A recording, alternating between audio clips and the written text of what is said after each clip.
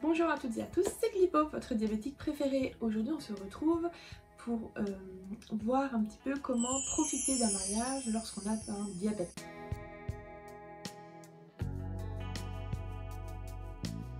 N'oubliez pas de vous abonner et d'activer la petite cloche de notification pour ne rien louper. Vous pouvez également me suivre sur TikTok et Instagram afin d'avoir des contenus un peu plus courts et l'actualité des nouvelles vidéos qui arriveront.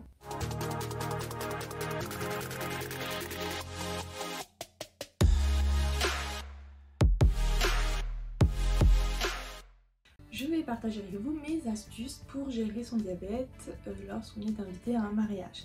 Et je sais que beaucoup, enfin en tout cas j'imagine que beaucoup d'entre nous se demandent comment gérer leur diabète en profitant pleinement de ce moment festif.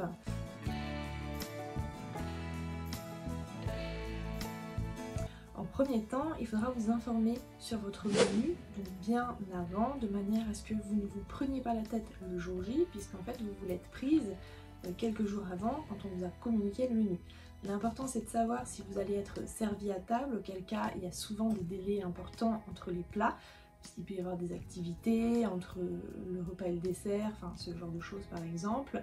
Les délais peuvent être assez longs et ça peut laisser la fenêtre à quelques hypoglycémies du coup, mais également des hyper puisque le repas s'éternise un petit peu dans le temps. Maintenant, nous on avait en tout cas un buffet à volonté avec les entrées, les plats froids, les crudités et puis ensuite les plats chauds. Donc ce que j'ai prévu de faire c'était de prendre du coup, j'ai consulté le menu avant déjà pour savoir si j'allais aimer ou pas. Là j'ai clairement vu qu'il y avait plein de choses qui me faisaient très envie, que j'allais devoir doser et puis alterner, et surtout j'avais prévu de faire des injections d'insuline de 5 unités progressivement au cours de la soirée, de manière à ne pas faire d'hyper importante. Ce que je peux vous conseiller également, c'est de prendre un encas avant de partir. Donc là par contre tout dépendra de l'heure de votre cérémonie. Nous on était conviés à 14 h et donc après c'était parti pour toute l'après-midi.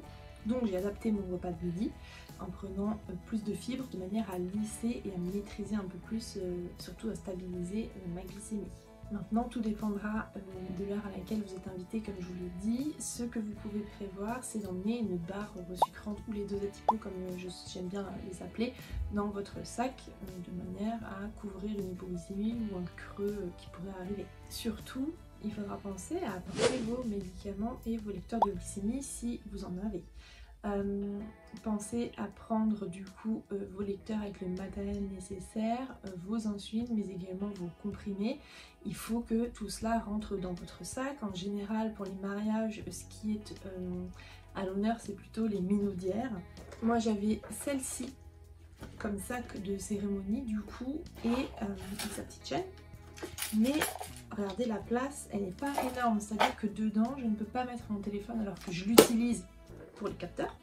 Donc déjà là ça me pose souci. Et en plus pour mettre mes stylos à insuline c'est la croix et la bannière, vraiment si on peut dire ça.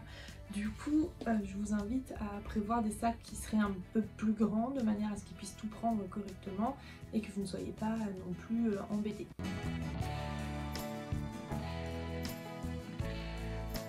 Alors lorsque vous allez commencer le vin d'honneur, je vous invite surtout à vérifier votre glycémie et à la vérifier d'ailleurs tout au long du repas et de la soirée régulièrement, plus que d'habitude j'ai envie de vous dire, pour anticiper une alarme qui devrait sonner pendant la cérémonie par exemple, ou anticiper une hyperglycémie qui arriverait brutalement. Pour ce qui est du repas, choisissez donc judicieusement ce que vous aviez prévu de prendre tout en vous faisant bien sûr plaisir. Le but est de profiter du moment sans non plus se frustrer, un peu comme pour les repas de fin d'année, mais bien sûr toujours avec modération, de manière à ne pas trop déséquilibrer notre glycémie. Favorisez bien sûr plutôt des fibres, ce qui va être légumineuse, des glucides plutôt complexes et des choses qui seraient un peu moins grasses que des choses frites ou en sauce qui sont généralement gras et sucrés en plus. Et faites particulièrement attention aux boissons. Généralement il y a beaucoup de soft, de jus de fruits et de cocktails, ce sont des choses qui sont très sucrées. Ce que je peux vous conseiller c'est peut-être prendre au début du repas tout ce qui va être crémeux ou champagne puisque ce sont des mousseux et on sait que les vins moelleux et mousseux sont très sucrés. On privilégie plutôt les secs à ce moment-là, mais pour vous faire plaisir, pourquoi pas en début de repas. Quand vous êtes sur le début du traitement, ça évitera de faire une hyperglycémie en fin de soirée ou voilà, quand l'insuline baisse par exemple. Favorisez autant que possible de l'eau pour vous hydrater, puisque dans les salles, on a tendance à avoir chaud, à transpirer, on s'en rend pas forcément compte, déjà on se déshydrate. Et si vous prenez de l'alcool au vin d'honneur, je vous invite à grignoter et manger quelque chose en même temps, de manière à ce que vous n'ayez pas d'hypoglycémie non plus, que vous ne vous sentiez pas mal. Et surtout, prenez le temps de savourer lorsque vous mangez, c'est-à-dire prendre votre temps, bien mastiquer, et cela vous permettra de contrôler votre glycémie et d'éviter les abus par manque de vigilance également.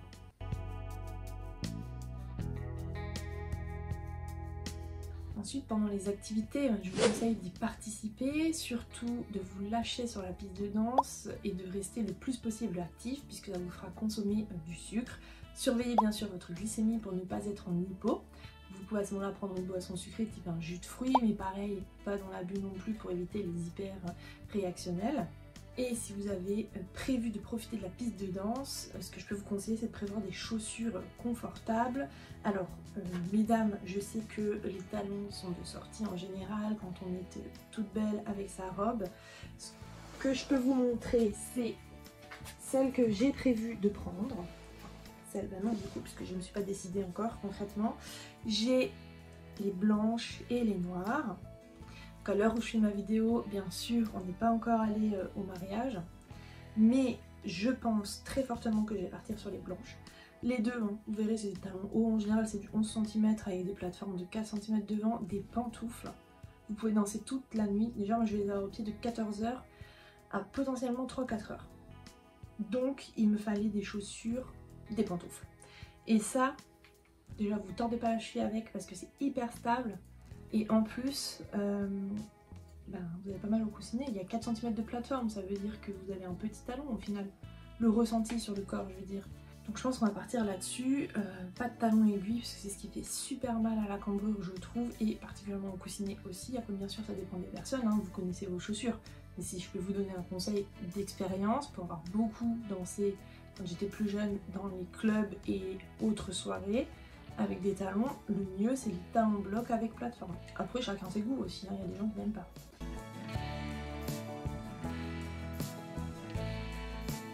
Et donc pour après le repas, ce que je peux vous conseiller c'est surtout de beaucoup vous hydrater, hein, on le répétera jamais assez.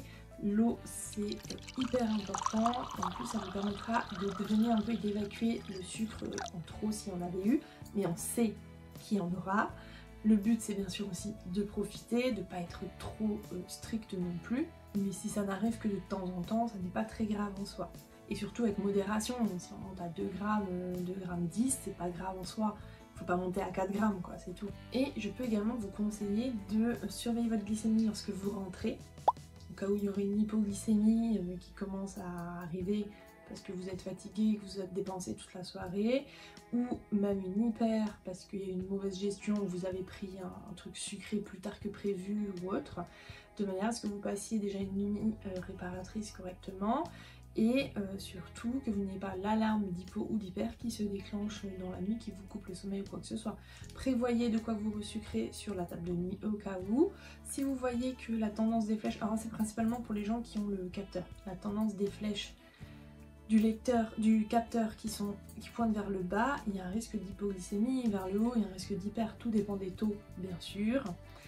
Si vous avez un lecteur de glycémie classique, je vous invite quand même à prendre la glycémie en question et à regarder où vous vous situez. De toute manière vous connaissez votre organisme et vous savez aussi ce qu'il en est. Donc, merci à toutes et à tous d'avoir regardé cette vidéo, j'espère que vous avez trouvé du contenu utile et inspirant. N'hésitez pas à me laisser en commentaire vos avis, vos conseils ou même vos questions si vous en avez, j'y répondrai. Continuez à prendre soin de vous, à vous informer et à soutenir ceux qui vivent avec un diabète. À la prochaine!